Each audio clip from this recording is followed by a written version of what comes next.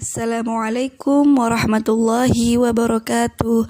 Pripun kabari bocah sholih sholihah kelas 2 MI Miftahul Huda. Mugi sehat sedaya nggih. Amin. Minggu lalu kita belajar bahasa Jawa tentang pengertian padinan atau buku catatan harian. Hari ini kita mempelajari tentang struktur padinan atau urut-urutan nulis buku harian atau catatan padinan. Sing pertama yaiku diwiwiti kanthi maringi tanggal, bulan, lan tahun kapan kedaden iku ditindakne bagian paling dhuwur.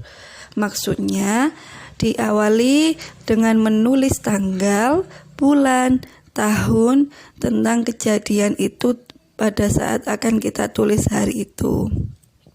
Sing keloro, cerita kedaden, langsung kita tulis cerita kejadian tersebut mulai awal sampai akhir.